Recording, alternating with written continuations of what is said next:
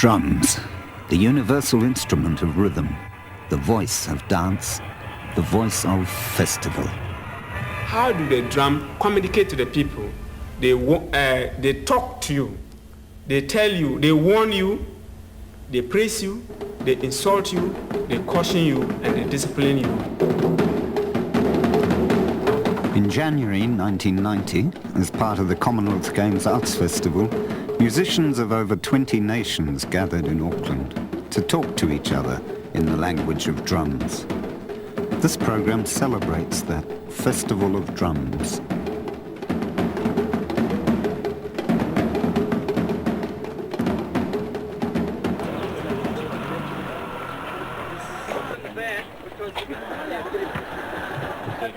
The drummers assemble at Whaiora Marae in South Auckland to be welcomed by the tangata whenua.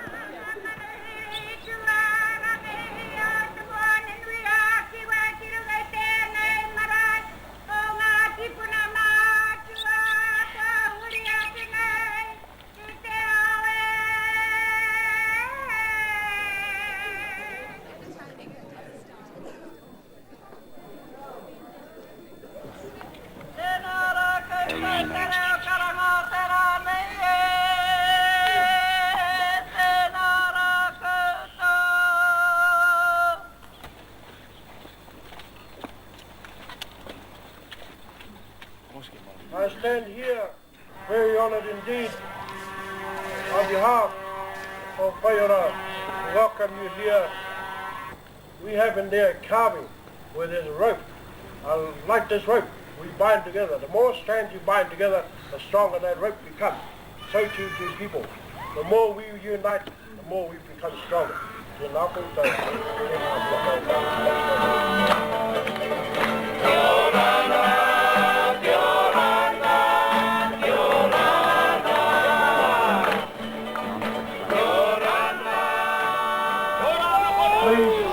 Refrain from walking into the house with your shoes, but I also must tell you that also don't leave your shoes out on the steps here. Because Saturday morning they have the flea market down here. You might have to buy your shoes back on Saturday morning.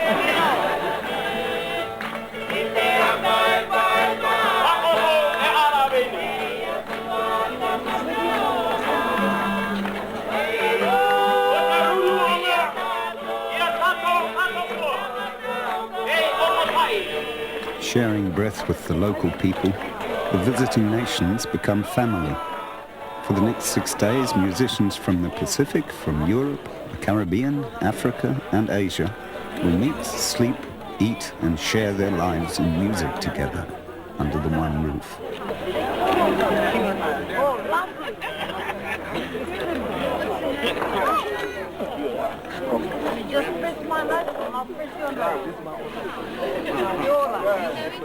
This is the first time in the cultural field or in the dance field. This is the first time that groups from Vanuatu meet other people who are members of the Commonwealth. And we've never had a chance to meet. The exchange is what it's all about. It's just stunning. For me, being a Pacific person, it's just bliss, you know. It's just great.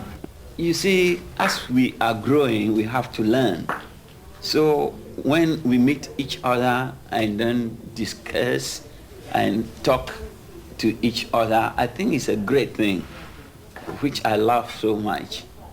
These players are all master drummers and teachers and instrument makers in their own right, so it was a fantastic thrill to meet up with people who are coming from a cultural tradition which is thousands of years old. I mean, it's based on something that's so sort of old and substantial, and yet they're still, you know, creating new music.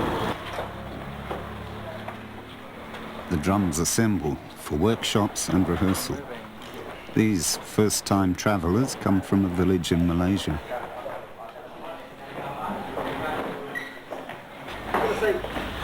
Also, that one of the main reasons for us being here, I think, is really to have a lot of fun together, and we want to make this weekend as enjoyable as possible. We do have to produce some concerts, so there's some work to do, but we just feel that it's actually a fantastic opportunity for everyone to really share together and actually have a lot of fun in their music making.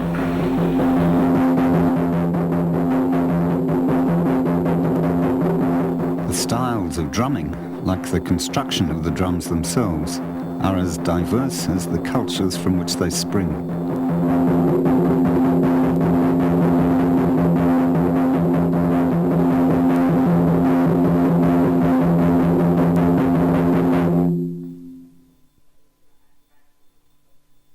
I try to explain to you because today is the first time our drums fly over to our country.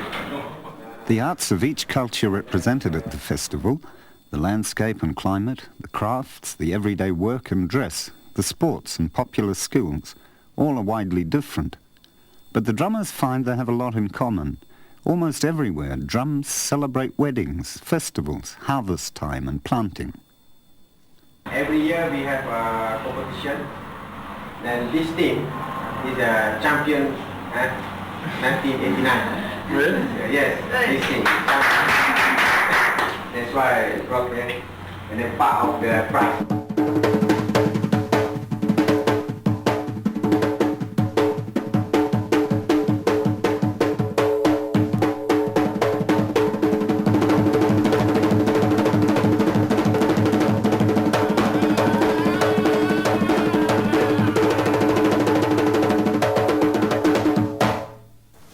I'm one of the champion drummers down in the Caribbean. I've traveled all over the world performing on this drum. This drum is called a gumbe drum. It's made out of goat skin or sheep skin and an oil barrel. And this drum carry the background for the rhythm for all our culture in the Bahamas. Our main culture is the Junkanoo, which we celebrate during Christmas and New Year's.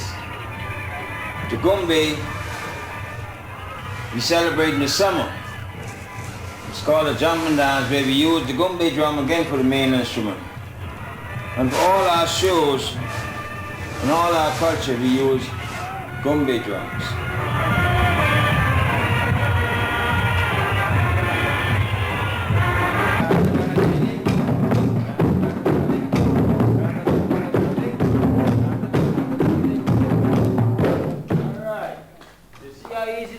Drummers to learn. They have the skin here.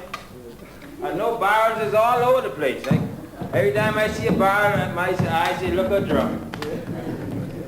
So the next beat is a bolero beat. Bolero is 3 and 3.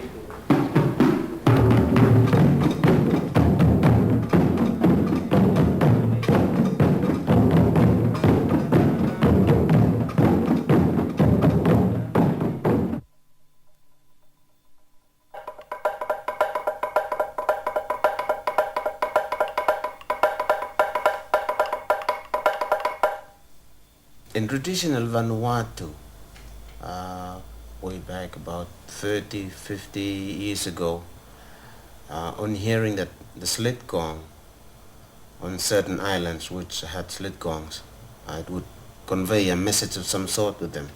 If there was a tribe coming to attack them, the guard would convey the message to people around in the gardens that there's a fight on or there are people coming to beat us, and it conveys a rifle of a person in a village.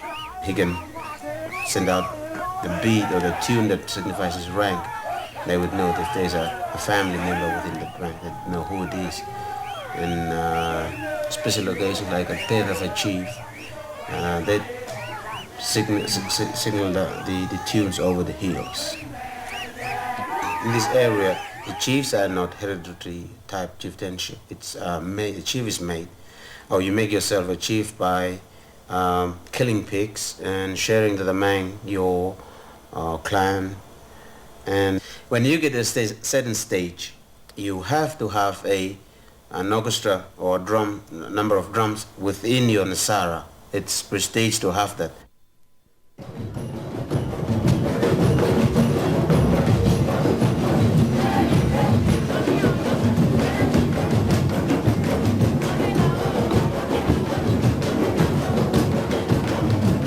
In Mauritius, we have our national folklore. The national folklore is called the Sega.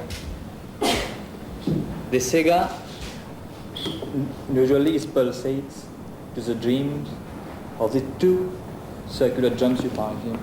Very long time ago, the Sega was performed only in the coastal parts of the island. And also, Sega was played, during the slavery periods after a hard day's work.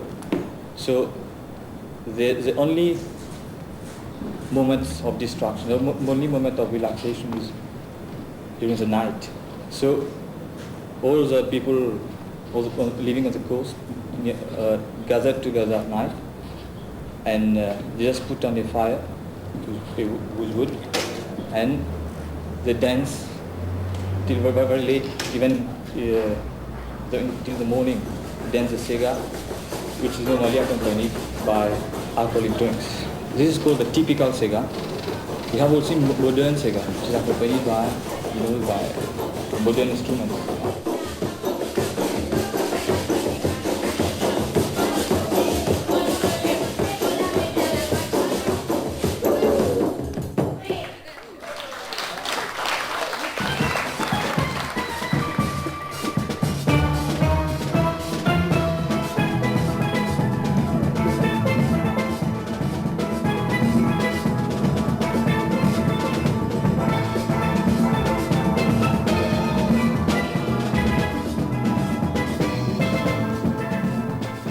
The Steel Band from Trinidad launched the first public performance of the festival, a free Saturday morning concert for the shoppers at the local Otara market.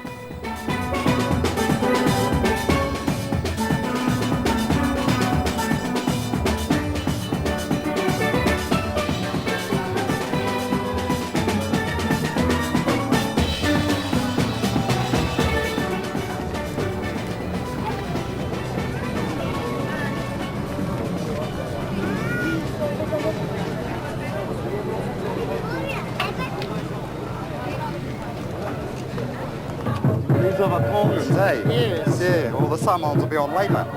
Oh well, we've got to go and drop the shopping and then I'll come back and watch it. Aren't we having a cultural feast here today? Are you enjoying yourselves out there? Where else but Otara can you get such a variety of cultural things happening?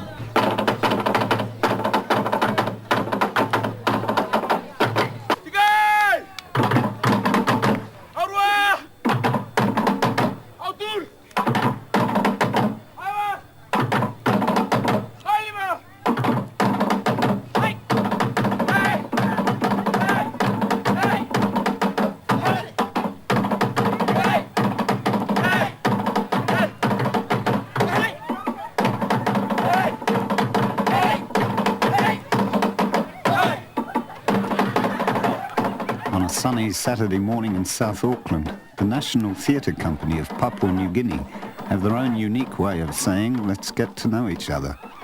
This is a dance of welcome from Manus Island. Our ladies will take it to your gentlemen, and I will take your girls. Yeah?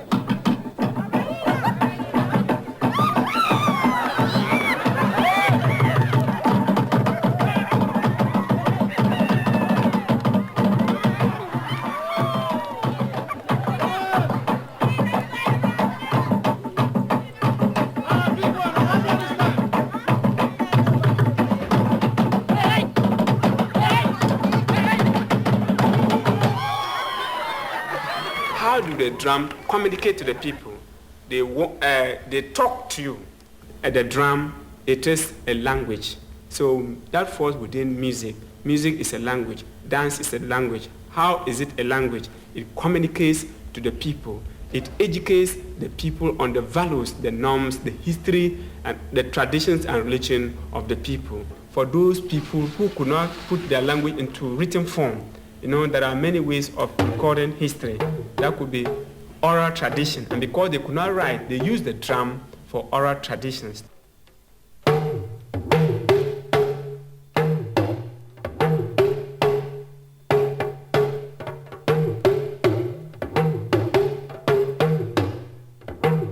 The drum will tell you, your father was this. And this man beget this son. And this son beget that one. So it tells you of your family tree. The drum will tell you how brave your father was, how a coward your father was. So you see that the African drum is not just there for nothing, but they are there for a purpose.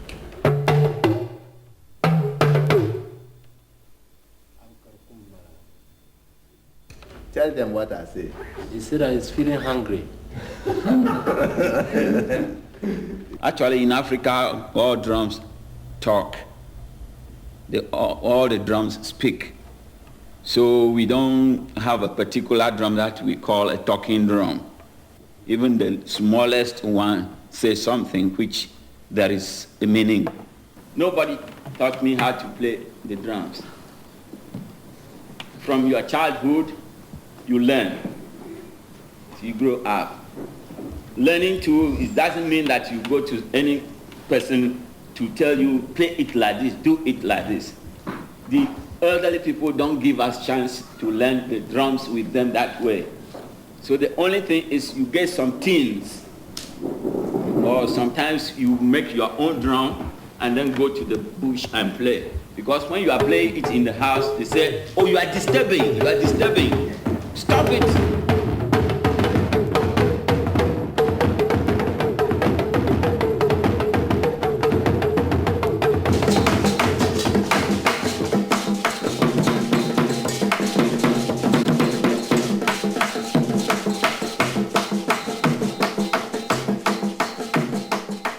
Some of the national groups come from traditional cultures for whom drums and dance convey specific and complex meanings. Outside its cultural context, the Ghanaian dance is stripped to a simple rhythm. At this level of sharing, the workshop's a great success.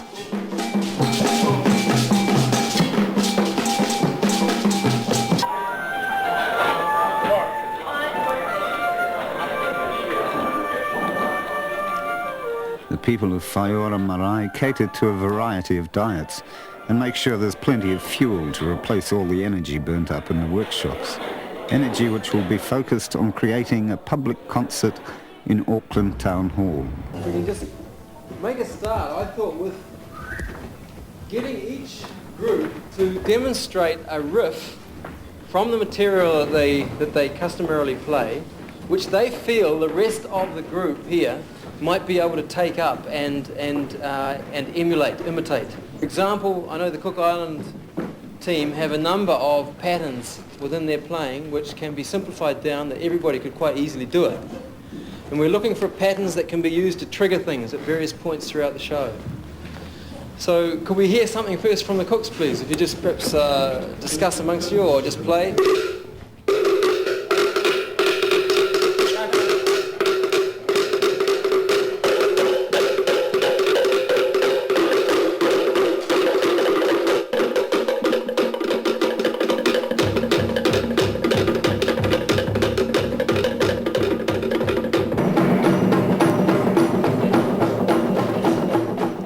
Sharing of rhythm is established.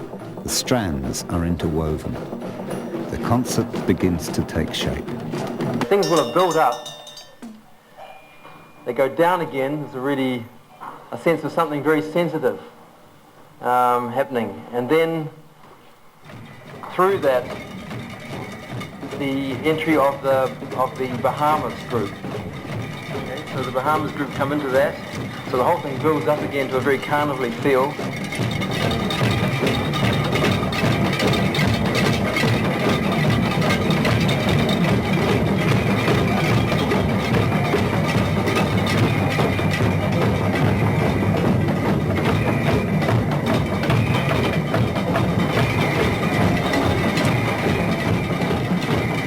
To talk to you just a little bit about the overall structure and the dynamics of the program. One of the things that's really behind the thinking is that we want to have a lot of dynamic contrast, and this is obviously being set right from the beginning with the opening karanga and pulferi over the top of the core group percussion, and then the introduction of the Cook Islands group. So we've actually got something very hot and very Pacific feeling right from the start. Good evening. Tommy Tarima and his students will perform the porphyry for our visitors, participating in this International Festival of Drums.